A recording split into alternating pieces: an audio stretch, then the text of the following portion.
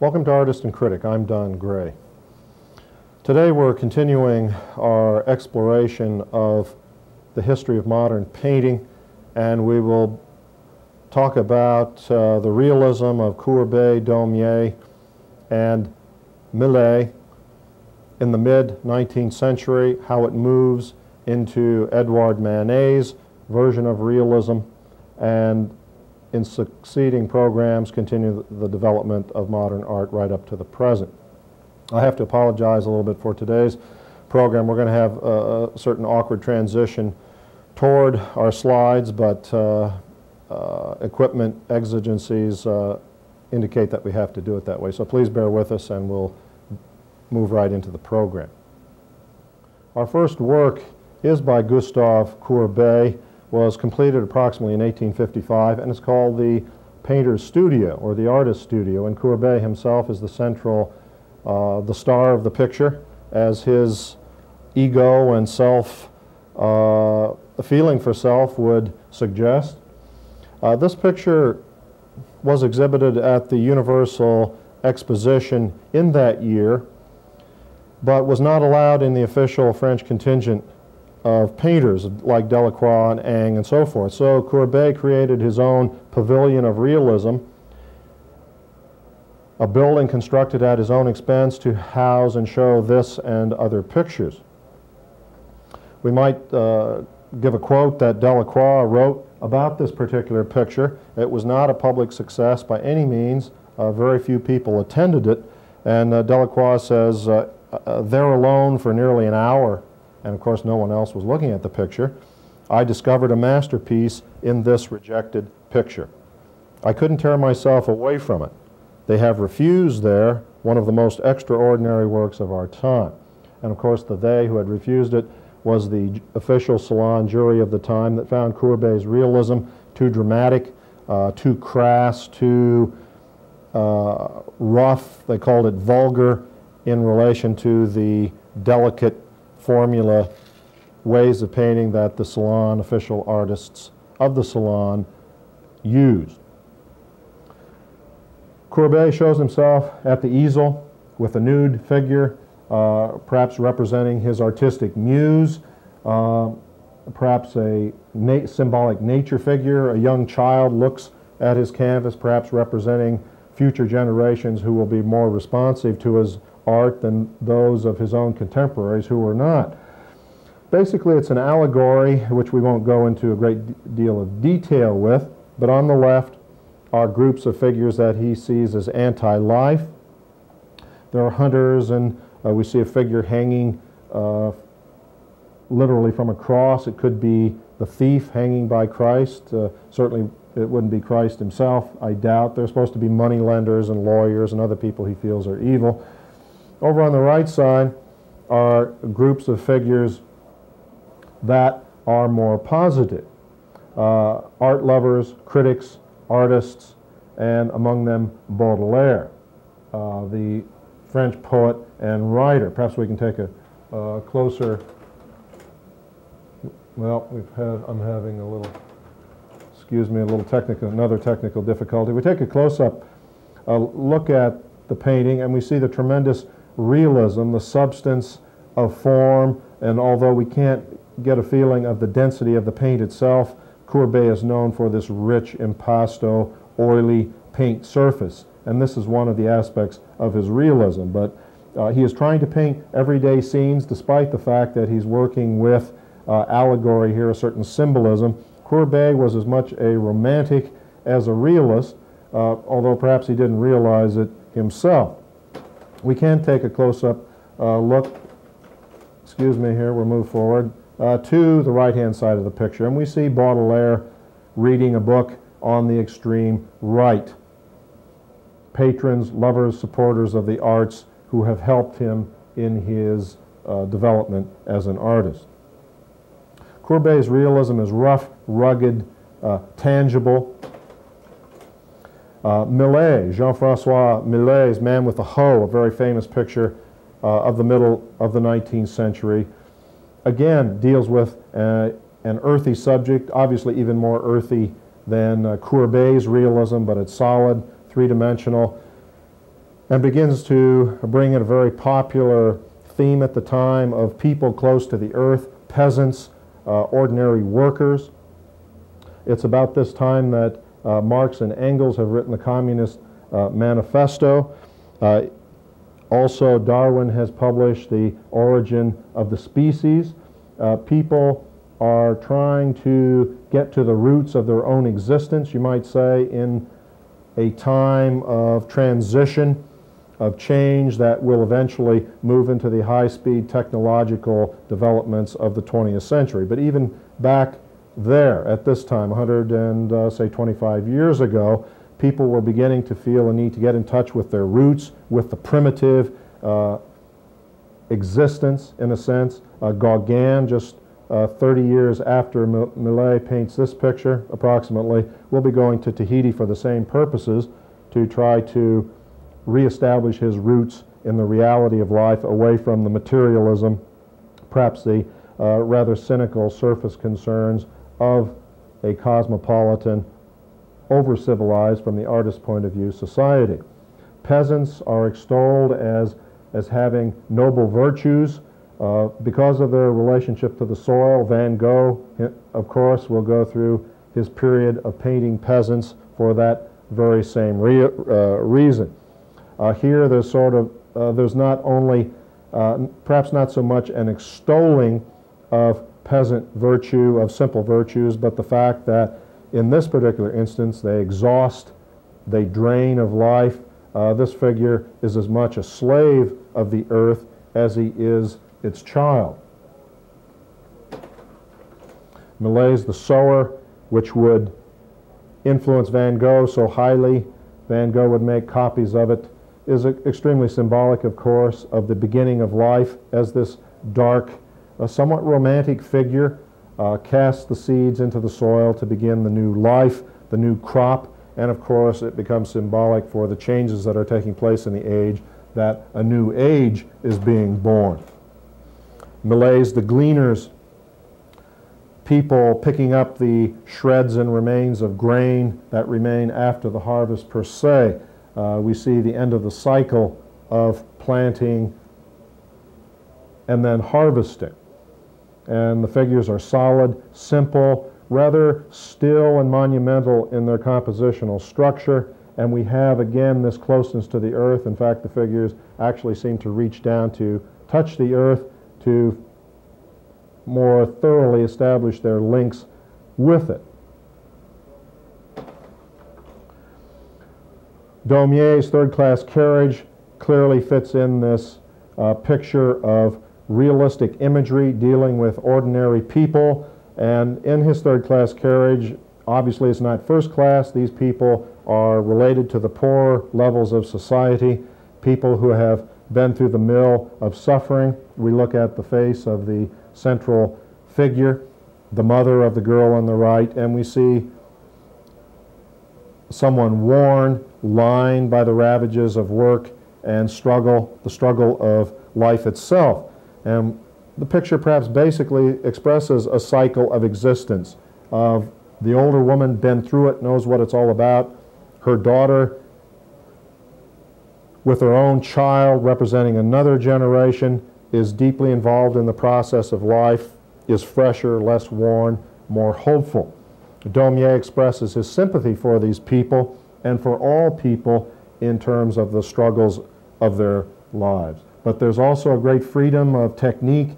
He's nearly drawing the figures.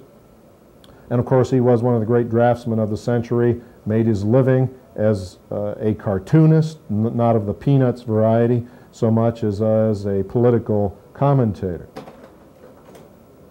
Rosa Bonheur's The Horse Fair, which is at the Metropolitan, as the Third-Class Carriage painting is, suggests a certain robust realism in the forms of the horses,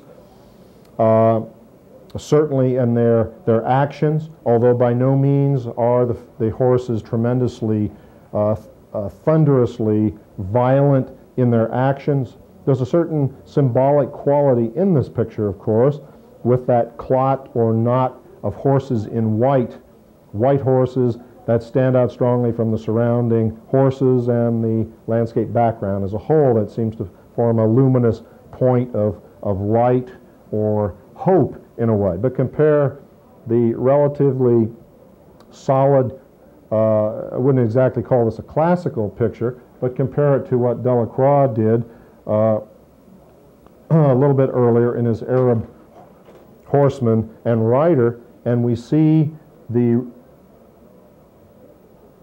very clear example of Romanticism, an earlier movement in 19th century painting with its violent, sinuous twisting and interlocking of forms, the height of passion being expressed in such a work by Delacroix, and we see the realists moving away from what they might consider excesses of twisting form to more controlled expressions of emotion. Certainly the sympathy that is expressed in Millet and Daumier is sensitive to feeling, but Delacroix reaches a level of great passion and power as man battles with the elemental animal nature of his own being, clearly expressing not only the struggle of the 19th century, but our own struggle today. The realists are so much different from the neoclassicism of David early in the century that Delacroix had to combat. In the death of Socrates, we see David harking back to the Greek past, certainly in specific subject matter having little to do with contemporary living, although Socrates, taking the hemlock here before his tearful disciples, points his finger upward to say that I have lived by a higher truth, I will die by a higher truth, and of course the symbolism and the idea underneath it applies to any period. Daumier's It's Safe to Release This One, a lithograph in black and white, shows his feeling for the injustices of the world and the fat, corpulent figure of the jailkeeper on the left and the lawyer conniving over the dead body of the prisoner, one we would assume unjustly imprisoned.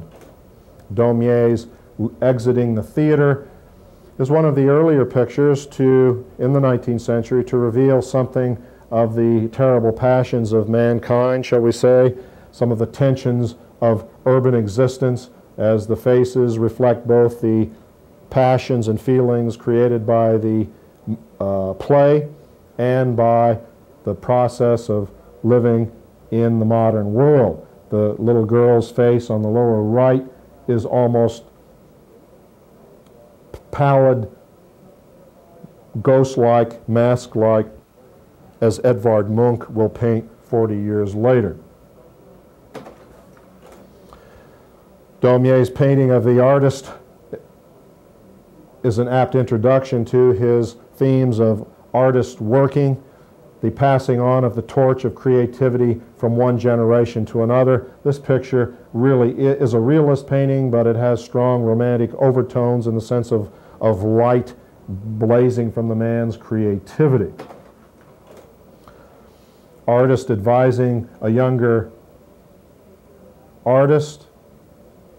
We see the shared moment of exchanging ideas and thoughts about the depths of creativity, the deeper levels of it. We see the light emanating literally from the portfolio, illuminating portions of both figures as they bask in the subtle glory of creativity. Very controlled painting, very simple, very direct in Daumier's beautifully original style.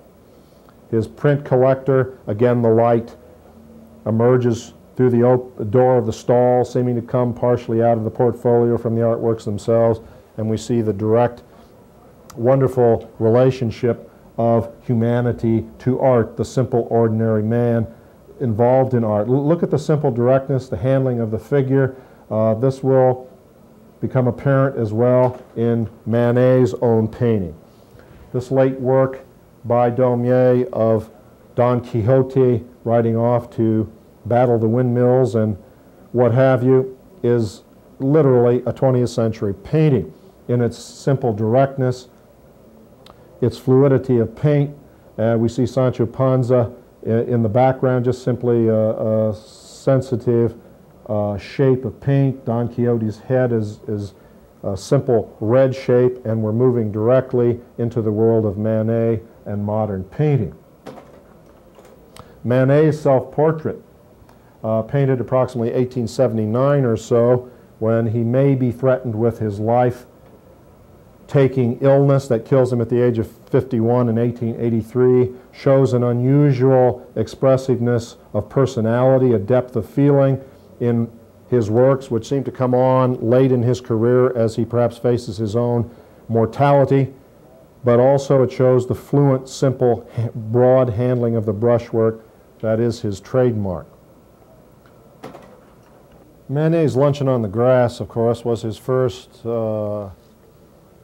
major painting, and the one that brought a great deal of criticism of him because of not only the combination of the nude woman, Victorine Murat, I guess is her name, accompanied by the clothed male figures, but the fact that it is relatively two-dimensional, particularly the figure of the woman revealed in a blaze of light that tends to flatten the form. And the paint itself was put on rather freely, all of these things contradicting the rules of established academic painting of the time. Even the fact that Manet had adapted Luncheon on the Grass from Giorgione's Pastoral Concert was of no avail to the cries of the critics and the academic painters. Of course, one of the differences between the paintings is that Giorgione's is obviously allegorical. The nude women are not meant to be real women in the sense, but are more nature symbols, nymphs, if you will. The woman takes the picture on the left of water from the well of life, you might say, even perhaps of immortal life. The woman on the right has a flute or pipe in her hand, which obviously allies her to nature. They're both full and softly modeled like the trees and the ground. They're simply nature symbols, while the two men, somewhat alien in nature, we might say, are linked to nature by their discourse, their art, strumming the lute, and by the presence of their muses, the female figures, so to speak. Manet often borrowed his ideas from, in this instance, Titian's Venus of Urbino, the 16th century masterpiece, for his own painting of Olympia. But notice the full modeling of the figure and the relatively deep space on the right where maids delve into the chest for clothing for Venus. Compare it to the relatively two-dimensional quality of Olympia.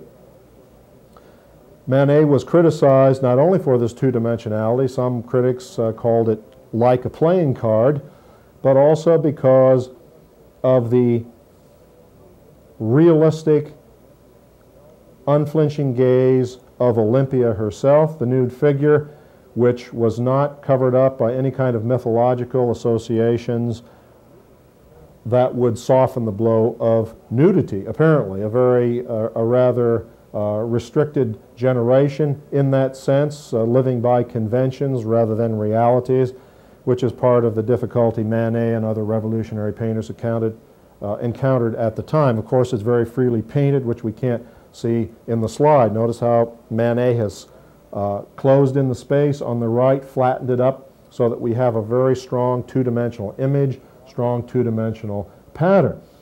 His borrowings, and that this could be attacked as sensuous is really hard to understand at this time, for it's simply directly stated realism. Compare it, for example, to Goya's nude Maha, which seems clearly also an influential element in Manet's painting, and she has this rather strong come-hither gaze that obviously has sexual aspects to it.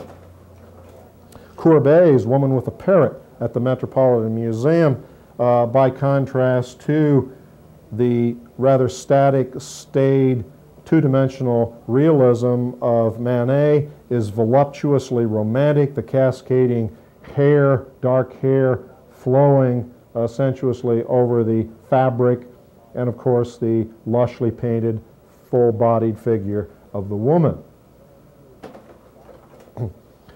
Manet's The Balcony, picturing Bertha Morisot, a very close friend of his who would marry his brother, the dark-haired, lovely woman on the left, and, of course, a well-known painter of her own. In the Impressionist period, a wonderful painting, freely brushed, beautiful color, nice contrast of the figures against the dark of the background, but it is rather a poetically insightful picture of the dark of Bertha Morisot's personality, but on the whole a rather straightforward depiction of reality. Look at the painting by Goya that influenced Manet, and we see Goya's concern for the conflict of good and evil, the light innocence of the foreground women by the dark evil presence of the background men. And extremely different, although the idea has been developed from this picture. Manet is very influenced by the Spanish. His Pfeiffer, which also is criticized for its flatness, in no sense a character study, simply a study of paint, of design, of shape, seems clearly to have been derived from Goya's Little Boy in Red, this powerful, resonating psychological study of good and evil in terms of light and dark, in terms of the three cats on the left, the magpie in the foreground, and the caged birds on the right. Manet's earlier pictures, including The Guitarist, which is at the Metropolitan, and Victorine Murat as a bullfighter, also at the Met, I believe. She is the figure who posed for both Olympia and Luncheon on the Grass, clearly indicates his interest in Spanish subjects at the time and can be related to the darker works of not only Goya but Velázquez and Zurburan, perhaps. Manet's painting of Émile Zola, the French novelist, realist novelist, is not only a thank you for Zola's defense of Manet. For example, Zola wrote, "A place in the Louvre is reserved for Manet. It is impossible, impossible, I say, that he will not have his day of triumph, that he will not obliterate the timid mediocrities surrounding him." This is at the time that he was being attacked for his great masterpieces. And in the picture, at the upper right-hand corner, we see a Japanese print on the left, the reproduction of Olympia, and a reproduction of a painting by Velázquez suggesting Manet's interest. The flatness of the painting generally reflects Japanese prints, not to the extreme of this particular print, but I think you're sensing some of the use of pattern and two-dimensionality in Manet's work that will continue in the work of the Impressionists and the Post-Impressionists. Manet's railroad station in 1873 shows an unusual sense of inner quality in the people, a sense of being trapped, obviously, by the bars which the little girl holds, as if she's blocked or restricted from the white steam in the background emanating from the railroad trains that represents her dream, her hope for the future, perhaps, and the woman looks at us and says, yes, we're all trapped like this little girl. Rather unusual in his work, as we can see by this painting also at the Metropolitan called Boating, where the color begins to get lighter, and it obviously interested in two-dimensional design, the off-center placement of the two figures against the sail in the right-hand corner. Simply talks about paint, color, shape, which are design elements, and incidentally something to do with real life. But his figures often have much less personality than did Courbet's or Daumier's or Millet's, as he becomes increasingly involved in aesthetic elements. Manet was part of the Impressionists. He was an older artist who influenced them, and we see him in the lower left center talking to Frederic Bazille, who painted this picture, and there are the other Impressionists, Monet, Renoir, are present in the picture. Manet begins to paint a little more freshly in color, like the Impressionists here with Monet's family in the garden. And he will move toward, in his last work, more of a sense of tragedy in his Barmaid at the Folies Bergère, but we'll save that for our next program. In the meantime, this has been Artist and Critic. I'm Don Gray. I thank you for bearing with our technical limitations and ask you to join me next time. Bye-bye.